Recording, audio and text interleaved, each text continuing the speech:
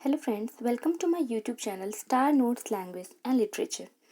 आज के इस टॉपिक में हम पढ़ने जा रहे हैं ईडियम्स एंड फ्रेजेस। फ्रेंड्स, इसके पहले मैंने ए अल्फ़ाबेट्स के ईडियम्स एंड फ्रेजेस को डील किए हैं, तो अगर आपने वो नहीं देखी हैं तो आप ये ज़रूर देख लें। और अगर आप लोग को अच्छा लगता है तो लाइक और शेयर ज़रूर करें। तो आइए शुरू करते हैं।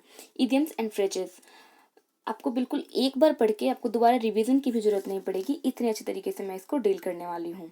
सो हमारा फर्स्ट है at beck and call. At beck and call का क्या मतलब है? सेवा में हमेशा हाजिर रहना। ठीक है, इसको हम बोलेंगे at beck and call. To be at someone's beck and call, जो मतलब किसी की सेवा में आप हमेशा हाजिर रहते हो, उसको हम क्या बोलेंगे? Back and call. Many many sycophants are at the back and call of the leaders. जी, बहुत सारे जो चापलूस होते हैं ना, वो तो लीडर्स के हमेशा सेवा में हाजिर रहते हैं ताकि किसी भी तरीके से उनका काम निकल जाए।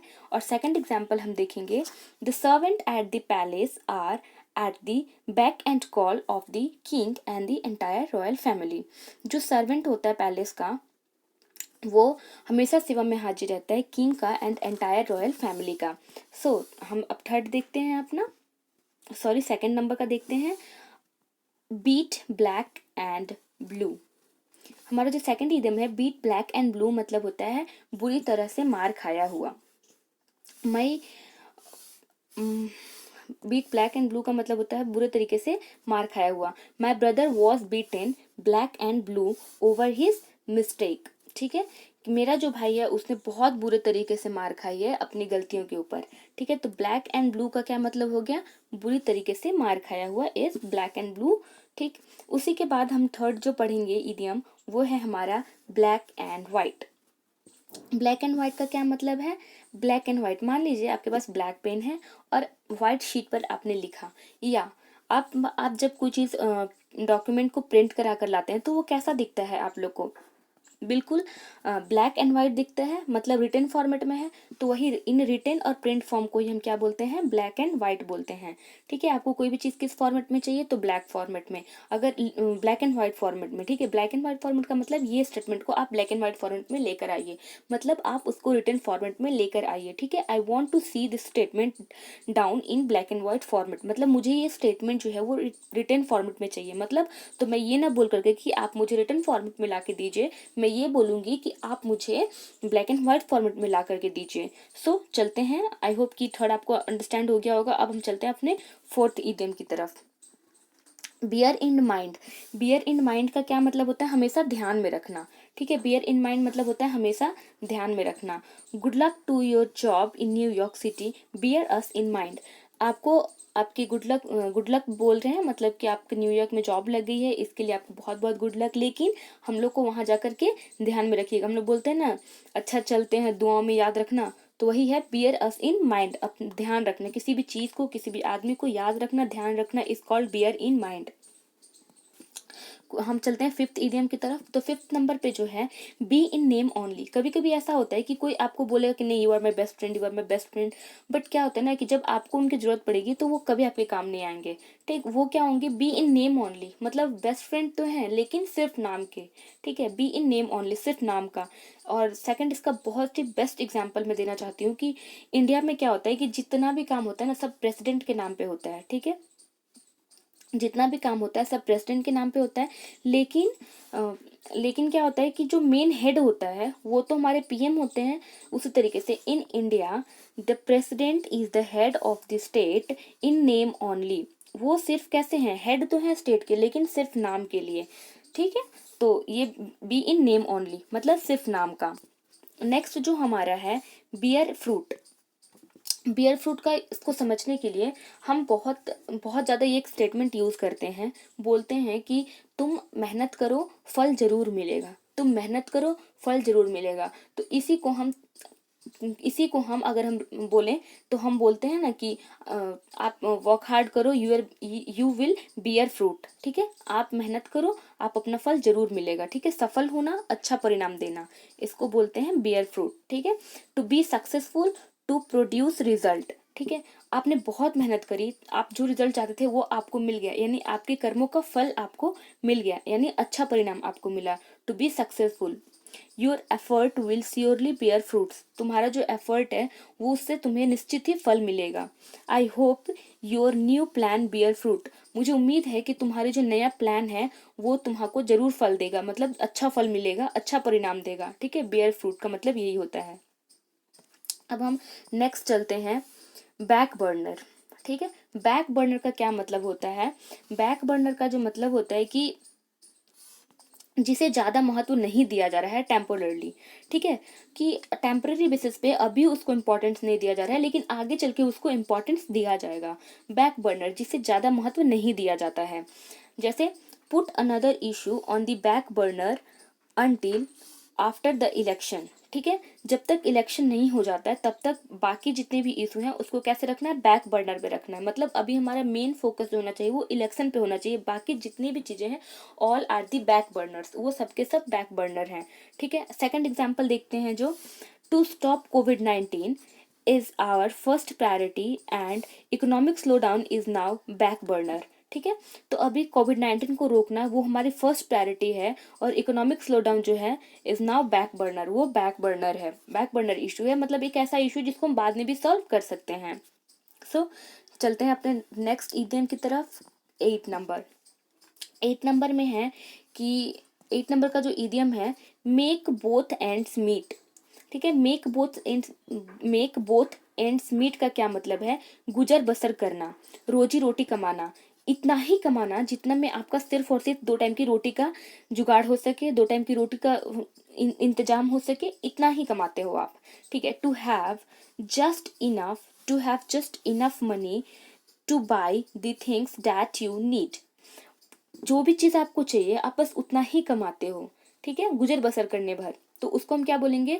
Both ends meet. बोलेगा यार तुम तो बहुत कमाते हो, तो आप बोलोगे कहाँ यार कितना कमाता हूँ, जस्ट बोथ एंड्स मीट ही तो हो पाता है, मतलब 2 टाइम की रोटी का ही तो जुगाड़ हो पाता है।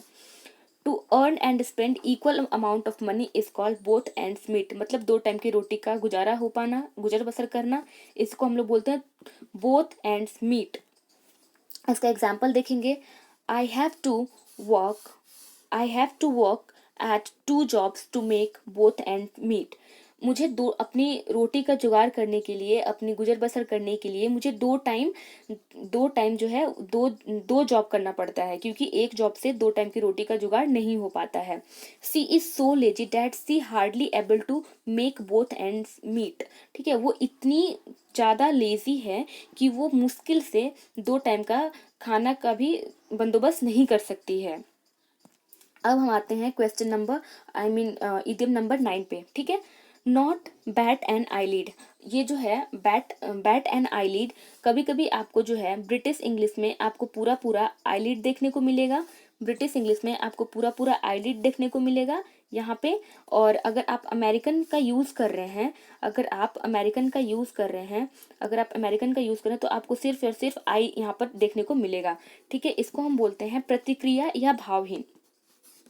ठीक है, प्रतिक्रिया या भावहीन, to not display even a hint of an emotional response, किसी भी तरीके का वो इमोशनल रिस्पॉन्स नहीं करता है, तो उसको हम क्या बोलेंगे? नॉट बैट एंड आईलिड, प्रतिक्रिया या भावहीन। To not display even even a hint of a emotional response, किसी भी तरीके का इमोशनल रिस्पॉन्स नहीं करता है, ना ही सच एज कॉन्स्टर्नेशन, वो कॉन्स्टर्नेशन भी नहीं करता है, मतलब a feeling of shock and worry, ना ही चिंता करता है, किसी तरीके का कुछ इमोशंस ही नहीं है, ना ही अनॉयंस होता है, ना ही सैडनेस दिखाता है, ना जॉय दिखाता है, तो उसको क्या बोलेंगे? Bat and eyelid. ठीक है, इसका एग्जाम्पल दिखाती हूँ।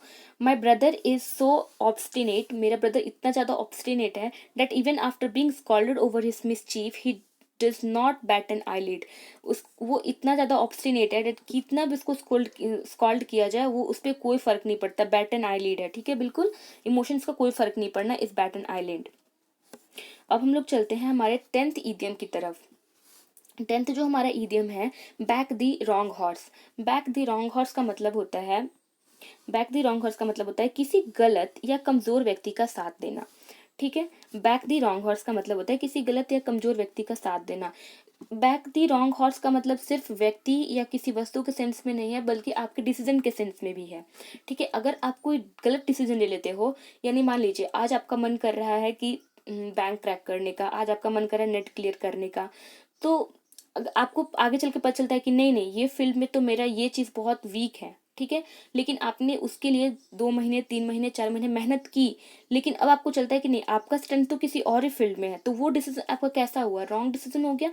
तो उसको हम क्या बोलेंगे, this decision is the, this decision जो है, ये आपका जो डिसीजन है वो बहुत ही गलत साबित हो गया, ठीक है। तो आप क्या बोलोगे, this is my back the wrong horse, okay, to make the wrong decision and support a person or action that is later unsuccessful, जो बाद में जाके अनसक्सेसफुल हो गया, ठीक। अब हम 11 नंबर की तरफ चलते हैं, बैक टू बैक। ये तो आप सबको पता ही होगा कि हम लोग गाना जब भी सुनते हैं तो बोलते हैं कि ये एड फ्री है, आपको एक के बाद एक गाने सुनने को मिलेंगे, मतलब आप ना बैक टू बैक गाने आप सुनने जा रहे हैं, तो एक के तुरंत बाद इस कॉल बैक टू बैक। तो हम ये ना बोल के कि एक के तुरंत बाद दूसरे आएंगे, बोले बैक टू बैक आप लोग आइए। जैसे कि ऑडिशंस देने के लिए आप कहीं जा रहे हो, तो या इंटरव्यू देने के लिए कहीं पे जा रहे हो, तो थोड़ा सा भी ब्रेक नहीं मिलना, ठीक है, एक के तुरंत बाद दूसरे को बुलाया जाएगा, तो क्या बोलेंगे, बैक टू बैक बुलाया जा रहा है, ठीक है। इसका एग्जाम्पल देखते हैं, Kohli hits 3 centuries, Kohli hit 3 centuries back to back, ठीक है। तो ये हो गया एक के तुरंत बाद एक, is called back to back. अब हम चलते हैं अपने लास्ट इडियम्स की तरफ, जो कि है नंबर 12। तो लास्ट नंबर में देखते हैं बैक टू स्क्वायर वन। देखिए friends, back to square one का मतलब क्या है, जैसे कि अगर आप एक स्क्वायर ड्रॉ करना चाहते हैं, इस तरीके से आप एक स्क्वायर ड्रॉ कर रहे हैं, ठीक है, आपने इस पॉइंट से शुरू किया था यहाँ से, और फिर आप घूम फिर के यहीं पे पहुंच गए, ठीक है। इसका मतलब क्या है, जहां से आपने शुरू किया था बिल्कुल वहीं पे पहुंच जाना, बैक टू स्क्वायर वन, ठीक है, यानी जहां से प्रारंभ किया था आपने वहीं पे पहुंच जाना, is called back to square one. Back to where one started with no progressive have been made, बिना कोई प्रोग्रेस किए आप वापस से वहीं पे पहुंच गए, तो इसको बोलते हैं बैक टू स्क्वायर वन।